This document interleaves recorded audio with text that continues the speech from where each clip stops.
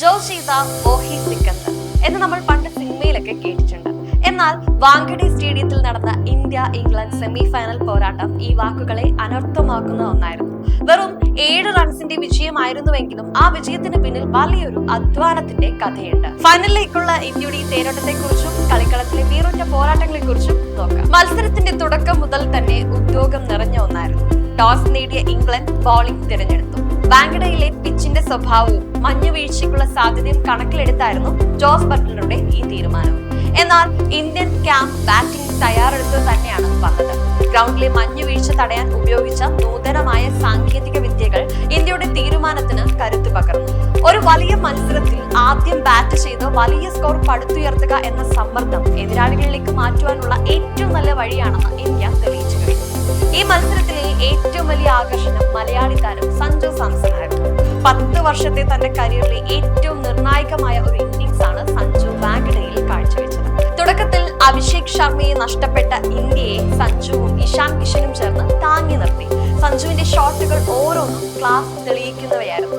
ഭാഗ്യം കൂടി സഞ്ജുവിനെ തുണച്ചു എന്ന് പറയേണ്ടി വരും. അദ്ദേഹത്തിന്റെ ഒരു ക്യാച്ച് കൈവിട്ടത് മത്സരത്തിന്റെ ഗതി തന്നെ മാറ്റിമറിച്ചു. 89 റൺസ് എടുത്ത സഞ്ജു താൻ വെറും ടാലന്റ് മാത്രമല്ല പെർഫോമൻസും കയ്യിലുള്ള താരമാണെന്ന് ഒരിക്കൽ കൂടി ലോകത്തിന് കാണിച്ചു കൊടുത്തു.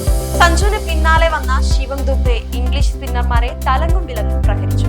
ആദിൽ റഷീദിനെ പോലെയുള്ള കരുത്തനായ ബൗളറെ പോലും സിക്സറുകൾക്ക് പറത്താൻ ദുബെയ്ക്ക് സാധിച്ചു. ഇത് ഇംഗ്ലണ്ടിന്റെ പ്ലാനുകൾ പാടെ തെറ്റിച്ചു.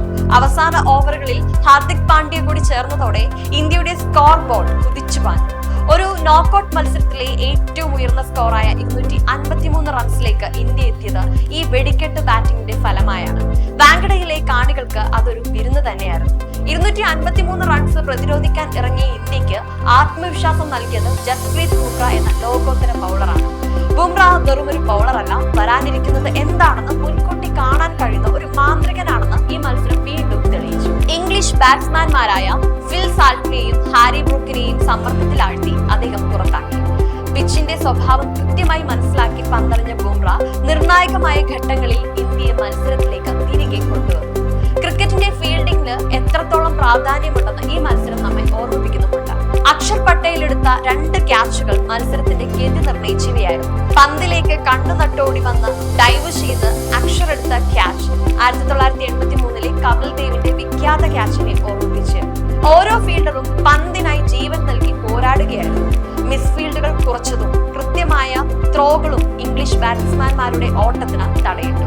മത്സരം അവസാന 5 ഓവറുകളിലേക്ക് എത്തിയപ്പോൾ ആർക്കും പ്രവചിക്കാൻ കഴിയാത്ത അവസ്ഥയായിരുന്നു.